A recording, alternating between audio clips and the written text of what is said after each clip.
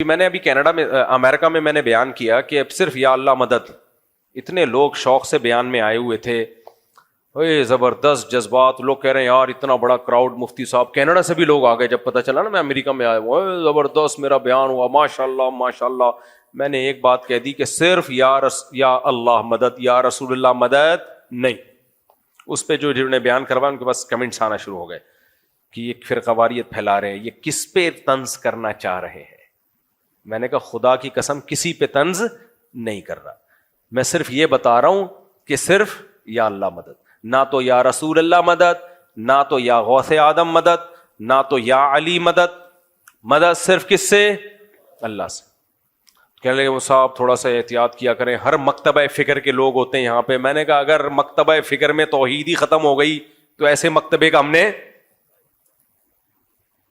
کیا خیال ہے بھائی، کیا کرنا ہے یار؟ تو اسلام کی تو بیس کہاں سے شروع ہوتی ہے؟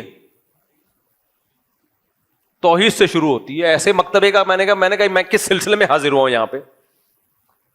تو اگر صرف کراؤڈ اکٹھا کرنا ہے تو میں نے کہا میرے بھائی پھر اگر صرف کراؤڈ اکٹھا کرنا ہے تو یہاں کسی سنگر کو، ڈانسر کو بلا لو، اس سے ڈبل کراؤڈ ہوگا۔ کیا خیال ہے؟ اس سے ڈبل کراؤڈ ہوگا، کسی ڈانسر کو بلا لو اچھے سے، 2-4 خاندانی قسم کے ٹھمکے لگائے، پھر دیکھو۔